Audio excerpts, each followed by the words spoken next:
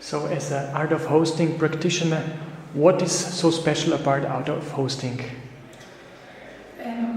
There's nothing special about art of hosting as such. I think the story, for instance, I was here in this room yesterday and heard a story. And what touched me in that story most was that this person has seen beyond the methodologies and had grasped the life and meaning, what happens when we meet as authentic human beings and engage in conversations as just the people we are, not the roles, not the titles, but just people, and decide to go with what has life and meaning instead of going with the form or doing. So for me, the art of hosting has to do with practicing to stay with what has life and meaning and being in authentic conversations with each other. And then there are different ways you can do that, but it really comes back to you as a person and as a host of conversations, I think. Okay. And what does a good host look like, or what does a good host do? I think anybody can be a good host. We all know hosting from our home environment or whatever. We each have different ways of hosting, but it's maybe not wanting to manipulate people, creating a safe enough space where people can be authentically present and where they can give their best and engage in conversation with each other. And I also think it's important that there's room for diverse views, that we don't have to agree on everything. We can still cooperate, we can still listen to each other. So if you can create a space that's trustful enough, probably you're a good enough host. And how does art of hosting work? What is at the core of art of hosting? What's at the core of art of hosting? I think it's the ability to be authentically present and invite people into authentic conversations. And then having enough skill and tools to be able to create a container where this can happen.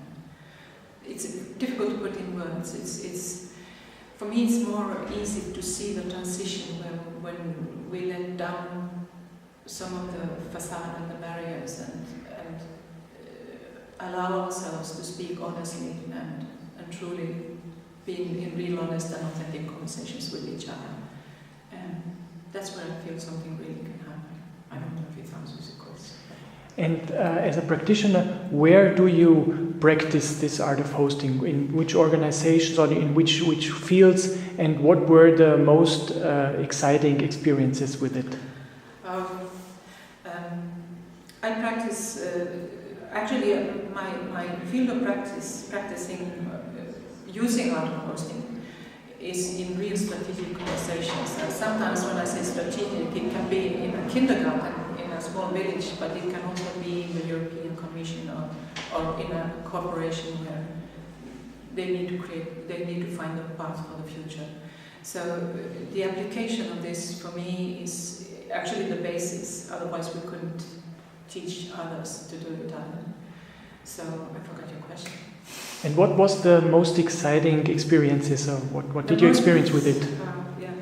I can't pinpoint one exciting experience, but I feel I have had the privilege of working in a huge range of cultures and huge range of contexts. And yes, it is exciting to. A few things are exciting for me right now, and the things that I usually find exciting are the things that are my learning edge, where I'm able to use everything I know and maybe learn a little bit more. Those are exciting contexts. And this can be on a large scale, on more systemic projects and a more systemic scale. It can also be introducing this in difficult environments, like in a very hierarchies where I'm not used to working like this. But it can also be in completely different settings. We have worked with a group of Israelis and Palestinians, and just be there and listen. So the context is really it can be just as exciting So it doesn't need to be large scale, but there's always something I can learn about a new context and a new situation. With a little bit of understanding that it doesn't matter how much experience you have, you're never perfect and you haven't learned. You're a beginner. And that's, for me, is exciting. Actually, that's what is exciting for me. That there's newness all the time, because every context is different, every group of people are different.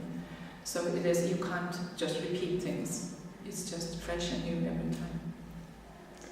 Thank you for the interview. Thank you.